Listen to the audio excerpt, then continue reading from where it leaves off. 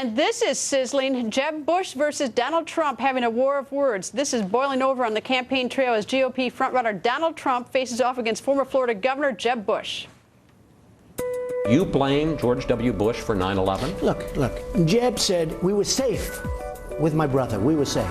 Well, the World Trade Center just fell down.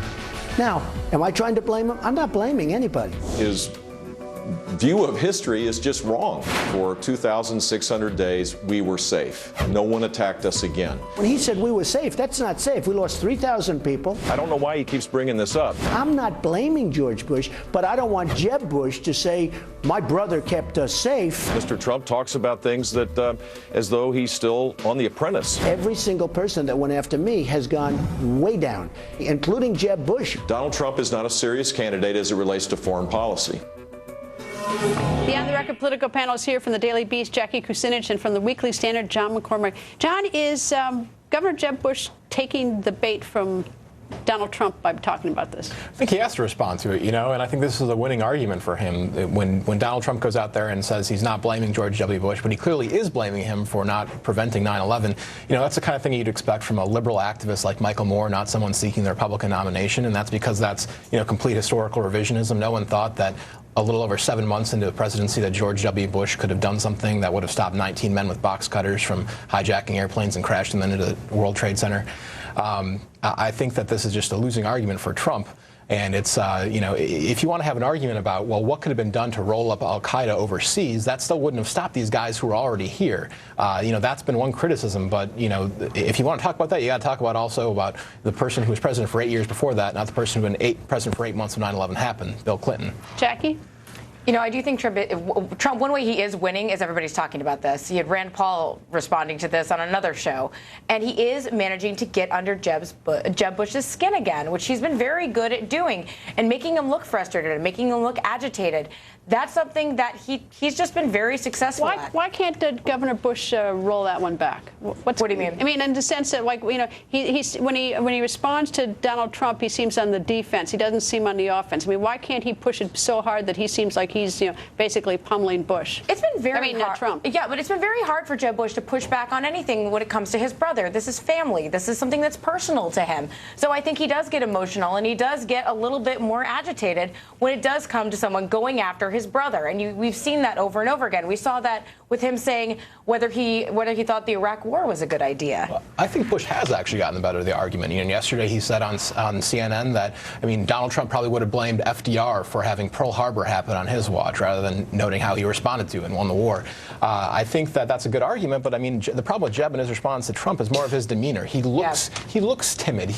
Just in the debates, it's his body language. It's the way he talks, not what he says. So why doesn't he come back stronger on this? I mean, if it's a body language, if he doesn't appear strong on it, that just seems like something he ought to be able to, work on. Yeah, you'd think that you think he'd have people telling him to do that. I really think that the topic of his brother's record is a very hard thing. It gets personal. It gets personal for Jeb Bush, and that just makes it tougher. All right, the parlor game, 5 seconds. Is Biden in or out? He's in. Oh, man, I don't know. I'll say he's out. He's out. All right, just to have a little controversy. As I said to Joe Trippi or to Speaker Gibbs, I can't remember what I last said, so I can't. I'm afraid to say anything tonight. Anyway, Jackie, John, if you'll both stick around. And viewers, don't forget to watch Hannity tonight at 10 p.m. Eastern. Governor Jeb Bush is his guest with Sean. That's tonight at 10 p.m. on Hannity.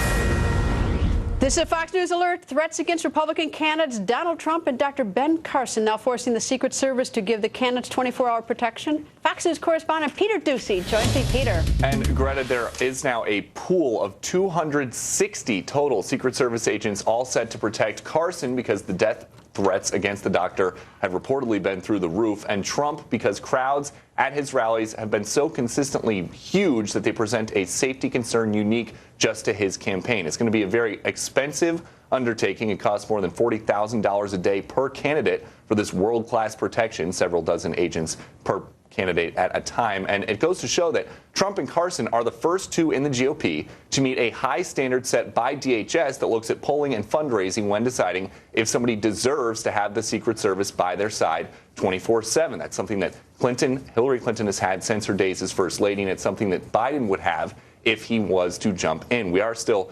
385 days away from casting ballots. But if agents start protecting Trump and Carson soon, they would be in very rare company. Only Barack Obama and Ted Kennedy had agents assigned to them earlier in their cycles. Obama 551 days out, Kennedy 411. And in the last cycle, Herman Cain became the earliest ever Republican to get Secret Service protection. We spoke to somebody from his campaign today who told us that there's another big benefit to getting this kind of a detail, not just the safety, but also it just looks presidential. It looks good. Yeah, it looks good. It looks like you are a candidate. All right. Are the other candidates and the Republicans, are you hearing any news that the other ones are going to start asking for it?